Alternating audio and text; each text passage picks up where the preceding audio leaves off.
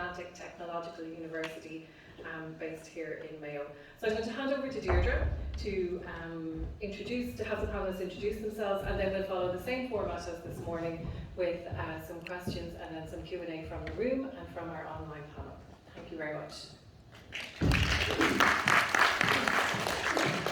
Thanks, Susan, and welcome back, everybody. And thank you to Mayochangemakers Council, to the Mary Robinson Centre for organising today and for the opportunity to be part of this.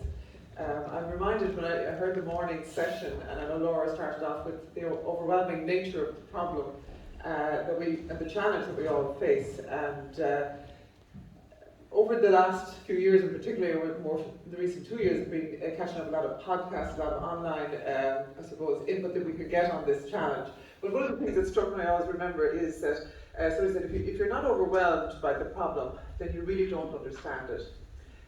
However, if you're not encouraged by our young people in meeting this challenge, then you have no heart. And so I was very encouraged this morning when we listened to our two young people, younger than all of us anyhow, in this room, I would say, Theo and Mohammed, and we really should be encouraged by their efforts and the work that they do, and how articulate they are about the problem, but also understanding it, because I think they really do understand the challenge that we face. So, to move on to our panel now, I'd like to just introduce you to, I suppose we have a great panel of speakers this afternoon, and particularly we have a very diverse panel, so from coming from the energy sector to architecture to building to investment to ecology, and I think that also reflects the nature of the interrelatedness of the challenges that we face. So I'll start just by introducing each of the panel members, and I'll ask them to say a little bit about themselves as well and the work that they're doing. So I'll start at my left here, ladies first, Orla. So Orla Murphy is lecturer at UCD and co-director of UCD's Centre of Irish Towns. So Orla, you might tell us a little bit about yourself. Thank you very much, Deirdre. It's lovely to be here this afternoon and to be part of such a really positive event. So my name's Orla Murphy. I'm an architect and I'm a part-time lecturer in the School of Architecture in University College Dublin, where I coordinate the Master of Architecture course. And I live in Westport, so I kind of come and go between the two places. I'm also the founding co-director of the UCD Centre for Irish Towns, which myself and my colleague Philip Crowe set up about 2 years ago to focus research to try to understand more about towns in Ireland, and particularly, I suppose, their future and how they might become more resilient, particularly to climate change, and socially resilient as well. So we're trying to understand their past, their present, and their future.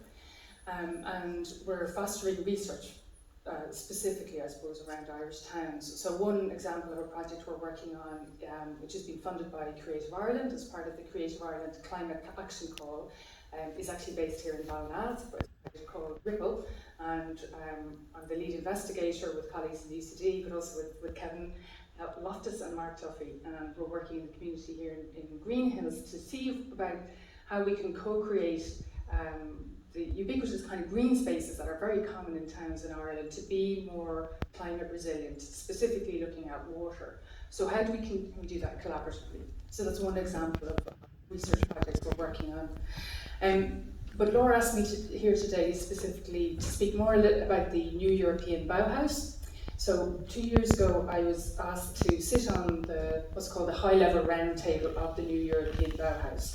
And so what is the new European Bauhaus? It's an initiative run by the European Commission, and its aim is to deliver the EU Green Deal, which is to decarbonise Europe by 2050 fully, by 55% by 2030, which is very, very close. And to do it, as Ursula von der Leyen has said in her State of the Union address, by design rather than by diktat or disaster. So the idea is that the new European Bauhaus fosters people and places and projects to decarbonise all of Europe quite rapidly, but tries to do so in a way that harnesses imagination and design and co-creation. And it's founded on 3 core values, so sustainability and inclusion and beauty. And beauty is often, it's kind of one of those words in the triad that is probably most contested about what we mean by beauty. But really in this instance it means, I suppose, a quality of life that is good to nature, that fosters biodiversity, and that is kind to the planet, and that reduces carbon emissions. So it has four kind of themes: reconnecting with nature, regaining a sense of belonging, prioritising people and places that need it most, which I think is really interesting, and fostering long-term life cycle integrated thinking into the industrial ecosystem, which is a big mouthful. But it's basically, so it's really broad. It's trying to work at the high level in terms of policy and regulation and really large-scale projects, but also right down in the ground, inclusively, and including every citizen in Europe and beyond into the process. I can speak a little bit more about the kind of projects I'm working on later, but that's a kind of a rough outline of the new European Bauhaus. Great, thanks Orla for that.